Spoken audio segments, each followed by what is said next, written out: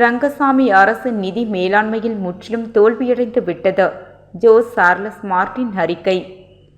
புதுச்சேரி அரசு நிதி மேலாண்மையில் முற்றிலும் தோல்வியடைந்து விட்டதாக சமூக சேவகர் ஜோஸ் சார்லஸ் மார்டின் தெரிவித்துள்ளார்.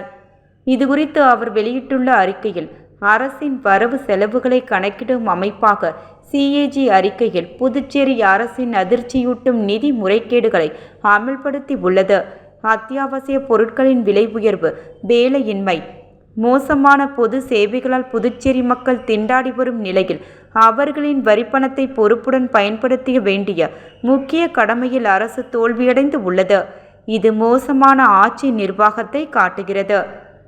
ரூபாய் 973.93 கோடி மானியமாக ஒதுக்கப்பட்ட நிதியில் ரூபாய் 613.34 கோடி பயன்படுத்தப்படாமல் அல்லது தவறாக பயன்படுத்தப்பட்டு உள்ளது. பொது நலனுக்காக செலவிடப்பட வேண்டிய இந்த நிதி பயன்படுத்தப்படாமலேயே வீணாகி உள்ளது. 2023-24 பட்ஜெட்டில் 1119.91 கோடி செலவழிக்கப்படாமல் உள்ளது.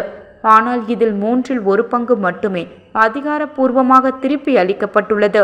புதுச்சேரியின் கடன் 2019-20 நிதியாண்டில் ரூபாய் 9,449 கோடியாக இருந்தது.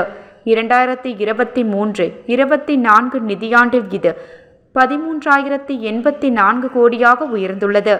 இன்று அரசு செலவில் பெரும்பகுதி சம்பளம், ஓய்வூதியம் மற்றும் வட்டி செலுத்துவதற்காக செலவிடப்படுகிறது. புதுச்சேரியின் மொத்த உள்நாட்டு உற்பத்தி 7.16% வளர்ச்சியை பதிவு செய்துள்ளதாக CAG அறிக்கை குறிப்பிடப்படுகிறது. ஆனால் இந்த வளர்ச்சி குறித்து சில கேள்விகள் எழுகின்றன. இந்த வளர்ச்சி இளைஞர்களுக்கு போதுமான வளர்ச்சியை ஏற்படுத்தியதா என்பது கேள்விக்குறிதான். CAG-யின் அறிக்கை தற்போதைய புதுச்சேரி அரசு நிதி மேலாண்மையில் முற்றிலும் தோல்வியடைந்துள்ளதை தெளிவாக காட்டுகிறது. புதுச்சேரி மக்களின் வரிப்பணத்தை மதித்து அவர்களின் நலனுக்காகவும் வேலைவாய்ப்பை உருவாக்குவதற்காகவும் மேம்பாட்டிற்காகவும் பயன்படுத்தப்படும் அரசு தேவை.